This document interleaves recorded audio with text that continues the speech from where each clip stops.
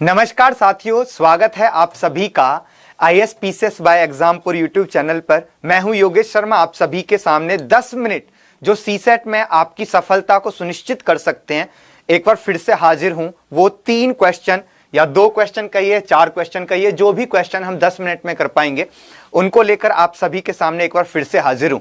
साथियों, ये जो सेशन चल रहा है, इस सेशन में आप सभी का सहयोग मिल रहा है, इसके लिए मैं आभार प्रकट करता हूं। लेकिन आप सभी से एक विनम्र निवेदन है, जिन साथियों को नहीं पता है कि ये जो सीसेट का शो चल रहा है, ठीक है, कृपया उनको इसको शेयर करें और मैक्सिमम लोगों तक पहुंचाइए, क्योंकि जितना आपका सहयोग मिलेगा वो मेरे लिए मनोबल का काम करेगा। ठीक है, चलिए, स्वागत है एक बार फिर से आप सभी का। देखिए एक इंफॉर्मेशन है, हैप्पी न्यू ईयर आने वाला है, कल न्यू ईयर है, तो एग्जामपुर आप सभी के लिए एक खास तरीके से कह रहा है हैप्पी न्यू ईयर। 25% डिस्काउंट दे रहे हैं सभी कोर्सेज पर। ठीक है, एग्जामपुर परिवार का हिस्सा हैं आप, और वो अभिन्न हिस्सा है जिसके बिना एग्जामपुर अधूरा है। तो आपको गिफ्ट है ये 25% डिस्काउंट सभी कोर्सेज पर है। आप कोई भी कोर्स परचेज करेंगे, न्यू 25 कोड यूज करेंगे और आपको 25% डिस्काउंट मिलेगा किसी भी कोर्स पर। ठीक है, चाहे वो सार्थक है या परचम है, कोई भी बैच है। चलिए आइए आज के क्वेश्चंस पर बात करते हैं। क्वेश्चन देखिए, क्वेश्चन है सीसेट का 2017 का क्वेश्चन है। आप लोग देखिएगा क्वेश्चन क्या है साथियों। क्वेश्चन ये है 2017 का क्वेश्चन है, मैं एक बार फिर से बता दूं आपको। गोपाल ने एक सेल फोन खरीदा है और उसे 10% लाभ लेकर राम को बेच दिया है। 10% का लाभ लेकर राम को बेच दिया है। बाद में राम उसे वापस गोपाल को 10% हानि उठाकर बेच देना चाहता है। ठीक है, यदि गोपाल इसके लिए सहमत हो तो उसकी स्थिति क्या होगी, गोपाल की स्थिति क्या होगी। ध्यान से सुनेंगे, गोपाल की स्थिति की बात कर रहा है। साथ ही ऐसे क्वेश्चन को प्राय जब आप देखते हैं प्रॉफिट लॉस जब आपको पढ़ाया जाता है, तो आपको बहुत सारे लोग सिखाते हैं कि भाई अगर 10% का लाभ हो कहीं पर और वहीं पर फिर 10% की हानि हो जाए, तो उस स्थिति में हमेशा क्या होती है, हानि होती है, 1% की हानि होती है। ये जो शॉर्ट ट्रिक्स आप लोग पढ़ते हैं ना, यही लेकर डूबती है हमें सीसेट में। भैया सीसेट में शॉर्ट ट्रिक काम नहीं करती है, सीसेट में आपको पूरी तरह से जानना पड़ेगा क्वेश्चन को। बहुत सारे साथी मेरे क्या करेंगे, इस पर 10% का लाभ और 10% की हानि स्क्वायर करके 100 से डिवाइड कर दो, क्योंकि उनको पढ़ा दिया गया है शॉर्ट ट्रिक, है ना। तो वो कह देते हैं सर 1% का क्या हो गया, इस स्थिति में हानि हो गया। लेकिन भाई ये सब नहीं चलता है। सीसेट जो है ना, वो क्वेश्चन के साथ में प्ले करना शुरू कर रहा है, और वो जब प्ले करता है तो आपको ध्यान से पकड़ना है क्वेश्चन को। क्वेश्चन कह क्या रहा है, क्वेश्चन ये कह रहा है कि गोपाल जो है वो सेल फोन को बेच रहा है। किसको बेच रहा है, राम को बेच रहा है।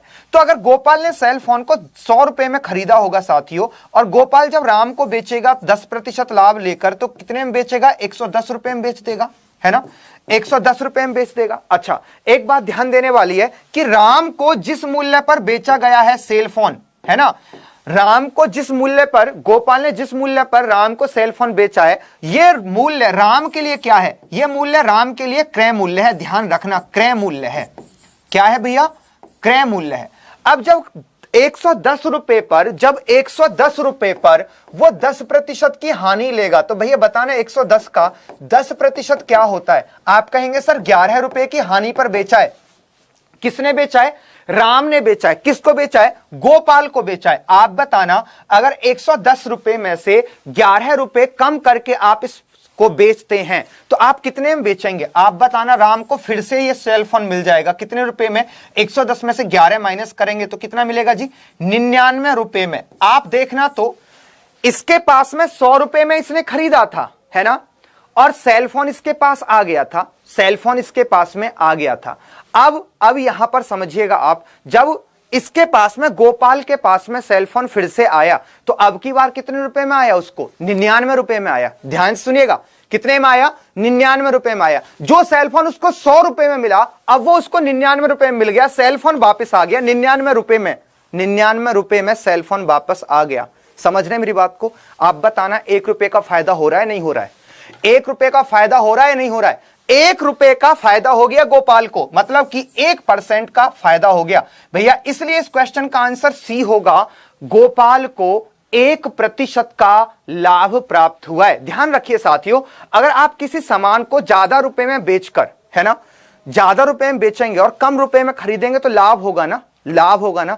आपने किसी सामान को 99 रुपए में खरीदा हो और 100 रुपए में अगर आप उसको बेचेंगे तो क्या होगा, आपको लाभ होगा या हानि होगी, लाभ होगा। तो साथियों वही है 100 रुपए का सामान अब इसको 99 रुपए में फिर से मिल गया, तो आप बताना यहां पर इसको क्या हो जाएगा, इसको हो जाएगा 1 रुपए का लाभ हो जाएगा, 1 रुपए का लाभ हो जाएगा, 100 पर होगा 1% लाभ आंसर होगा। यह क्वेश्चन अच्छा था, अच्छा क्वेश्चन था। अगले क्वेश्चन पर चलिए, अगला क्वेश्चन देखिए। दिए गए कथन पर और उससे अनुगमित होने वाले दो निष्कर्षों पर क्या कीजिए, विचार कीजिए। साथियों ये अच्छे क्वेश्चंस होते हैं, इन पर परख होती है कि आप सोचता कैसे हैं, सोचते कैसे हैं। देखिए तो कथन क्या कह रहा है, सुबह की सैर स्वास्थ्य के लिए अच्छी होती है। आप सैर कीजिए सुबह की, स्वास्थ्य के लिए अच्छी होती है। हाँ जी बिल्कुल अच्छी होती है, लेकिन साथियों कथन जो है यहां पर जो लिखा हुआ है हमें सिर्फ उतना ही पढ़ना है। इस कथन से क्या निष्कर्ष निकलेगा उस पर विचार करना है। ठीक है, आइए विचार करते हैं। निष्कर्ष क्या कह रहा है, सभी स्वस्थ लोग सुबह की सैर करते हैं। निष्कर्ष क्या कह रहा है, सभी स्वस्थ लोग सुबह की सैर करते हैं। हाँ भैया एक बात बताइए, अगर मैं ये कह रहा हूं सुबह की सैर स्वास्थ्य के लिए अच्छी होती है, तो क्या इसका निष्कर्ष ये निकलता है कि सभी स्वस्थ लोग, क्या किसी भी स्वस्थ लोग के बारे में यहां पर बात की गई है? कहा क्या गया है, सुबह की सैर स्वास्थ्य के लिए अच्छी होती है ना। स्वस्थ लोगों के बारे में कोई बात नहीं की गई, स्वास्थ्य के बारे में बात की गई कि स्वास्थ्य के लिए अच्छी होती है। ठीक है, अच्छा एक बात में अगर किसी के माइंड में काउंटर भी आ रहा हो कि सर सभी स्वस्थ लोग सुबह की सैर करते हैं, कुछ लोग जिम भी तो करते हैं, है ना, वो क्या होता है, वो भागने वाली जो मशीन होती है ना, उस पर भी तो मॉर्निंग वॉक कर लेते हैं, कुछ लोग घर में ही कर लेते हैं। अब जब कोरोना फैल रहा है, ठीक है, तो लोग घर पे ही मशीन ला लिए और उस पर फिर भाग रहे हैं। तो सुबह की सैर स्वास्थ्य के लिए अच्छी होती है, सभी स्वस्थ लोग सुबह की सैर करते हैं, ऐसा इस कथन का कहीं भी अभिप्राय नहीं है। ठीक है, तो यह निष्कर्ष क्या हो गया साथियों, रॉन्ग हो गया। अब आगे बढ़िए, अच्छा स्वास्थ्य बनाए रखने के लिए सुबह की सैर अनिवार्य है। हां आप बताना इस कथन से कहीं भी यह निष्कर्ष निकल रहा है कि अच्छा स्वास्थ्य बनाए रखने के लिए सुबह की सैर अनिवार्य है? नहीं है ना, ऐसा तो कोई निष्कर्ष निकल रहा। ऐसे भी आप देखिए ना यार, हमारे जो बुजुर्ग रहे, ठीक है, वो कहां मॉर्निंग वॉक करते थे। हम कृषि प्रधान देश से आते हैं जहां पर सुबह में किसान उठकर अपने खेत पर जाता है, वही उसके लिए मॉर्निंग वॉक हो गई, है ना। तो साथियों यहां पर आप समझिए, इस कथन से यह निष्कर्ष नहीं निकल रहा है कि अच्छा स्वास्थ्य बनाए रखने के लिए सुबह की सैर अनिवार्य है, ऐसा इसमें कहीं नहीं लिखा है। बस इसमें तो यह कहा गया कि भैया आप मॉर्निंग वॉक कीजिए, यह स्वास्थ्य के लिए अच्छी है। इसका मतलब यह नहीं है कि अच्छा स्वास्थ्य बनाने रखने के लिए आपको सुबह की सैर अनिवार्य ही है, ऐसा कोई अभिप्राय कथन का नहीं है। तो यह भी रॉन्ग हो जाएगा, यह भी रॉन्ग हो जाएगा, और आंसर होगा इसमें ना तो 1 ना ही 2, दोनों में से कोई भी सही नहीं है। एक बात और, अगर आपको कुछ भी डाउट हो इसको लेकर, आप कमेंट सेक्शन में मुझसे क्वेश्चन कर सकते हैं, अगली वीडियो में मैं आपका आंसर कर सकता हूं और आपको और ज्यादा क्लैरिटी के साथ में समझा सकता हूं। एक बात और, संडे सुबह 6 बजे आप सभी को तैयार रहना है। परमुटेशन कॉम्बिनेशन की एक बहुत ही शानदार क्लास होने जा रही है, मैराथन क्लास होगी। मैं वादा कर रहा हूं आपसे और ये दावा कर रहा हूं, आपने परमुटेशन कॉम्बिनेशन ऐसा नहीं पढ़ा होगा, ये मेरा वादा है आपसे। ठीक है, चलिए क्वेश्चन नंबर 2 भी हो गया, क्वेश्चन नंबर 3 पर आते हैं। अब क्वेश्चन नंबर 3 देखिए, ये भी 2017 का ही क्वेश्चन है। ठीक है, एक मालगाड़ी दिल्ली से मुंबई के लिए 40 किलोमीटर प्रति घंटे की औसत चाल से रवाना होती है। 40 किलोमीटर प्रति घंटे की औसत चाल से रवाना होगी, ठीक है।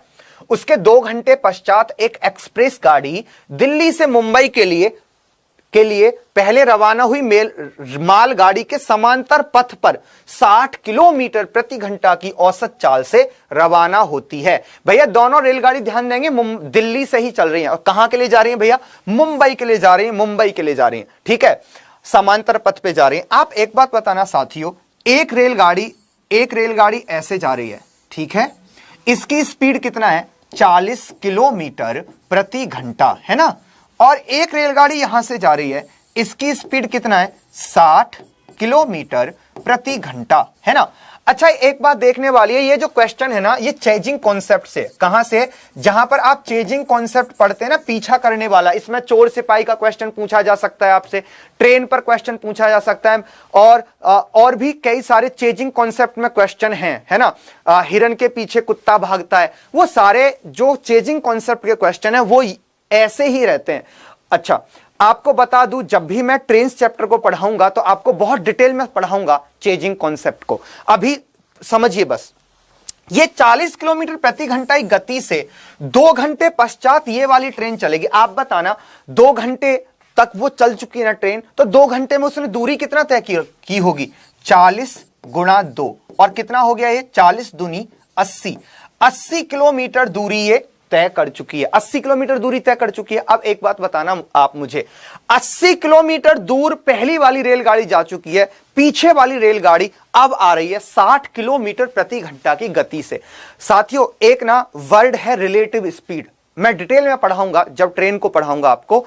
रिलेटिव स्पीड में क्या होता है, एक ट्रेन जा रही है अब 40 की स्पीड से और दूसरी ट्रेन जा रही है 60 की स्पीड से, तो ये 60 वाली जो ट्रेन है 40 वाली ट्रेन से प्रति घंटा 20 किलोमीटर दूरी अधिक तय करेगी, दूरी अधिक तय करेगी। और इसको गैप कितना फिल करना है, इसको कितना गैप कवर करना है, 80 किलोमीटर का, क्योंकि 80 किलोमीटर वो आगे जा चुकी है। तो भैया 80 किलोमीटर के गैप को 20 किलोमीटर प्रति घंटा की गति से कवर करेगी, तो कितने घंटे में कवर कर लेगी भाई, 4 घंटे में ट्रेन कवर कर लेगी। दूसरी वाली जो ट्रेन है पहली वाली ट्रेन को 4 घंटे में पकड़ लेगी। अब क्वेश्चन ये पूछा जा रहा है आपसे, क्वेश्चन ये भी पूछा जा सकता था कि कितने घंटे बाद दोनों रेलगाड़ियां आपस में मिलेंगी, बट ये नहीं पूछा है। क्वेश्चन में क्या पूछा है, दिल्ली से कितनी दूरी पर एक्सप्रेस गाड़ी मालगाड़ी से मिलेगी, तो भैया 4 घंटे बाद में मिलेगी। अगर 4 घंटे बाद में मिलेगी तो 60 किलोमीटर प्रति घंटा की गति से जो रेलगाड़ी चल रही थी वो 4 घंटे में कितना पहुंच जाएगी, 60 गुणा 4, 6 चौक 24, 240 किलोमीटर दूरी ये तय कर लेगी। इसलिए 240 किलोमीटर दूरी पर ये दोनों ट्रेन मिलेंगी। साथियों, चेजिंग कॉन्सेप्ट के कई सारे क्वेश्चंस होते हैं, बट यहां पर आपने देखा सिर्फ हमने ट्रेन का क्वेश्चन पढ़ा है, चेजिंग कॉन्सेप्ट के बहुत सारे क्वेश्चंस हैं।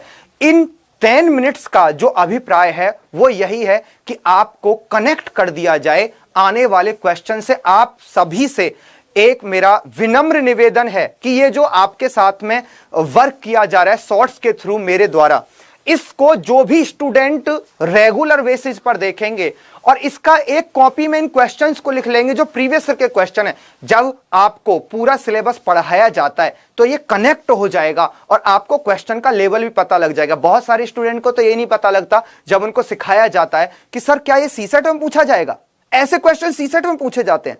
भैया ऐसे ही क्वेश्चन सीसेट में पूछे जाते हैं। तो इस प्रश्न का आपके दिमाग पर उस समय ऐसा इफेक्ट होता है कि आप टीचर पे विश्वास भी नहीं कर पाते हैं। इतना मुश्किल क्वेश्चन तो सीसेट में नहीं पूछा जाएगा, आपका ये होता है उस समय पे, है ना। तो ऐसा ना हो, इस वजह से आपके साथ में प्रयास किया जा रहा है। इसका एक और भी एडवांटेज है कि अगर आप पहले भी एग्जाम दे चुके हैं तो आप धीरे धीरे अपने प्रीवियस ईयर पर काम कर रहे हैं, है ना, धीरे धीरे कनेक्ट होते जा रहे हैं। चलिए, इस सेशन में इतना ही। आपसे फिर से मुलाकात होगी अगले शॉर्ट्स में। आप सभी एक बार फिर से रिपीट कर रहा हूं कि 25% डिस्काउंट दे रहे हैं हम एग्जामपुर की तरफ से। आप एग्जामपुर परिवार का हिस्सा हैं, 25% डिस्काउंट मिल रहा है सभी को।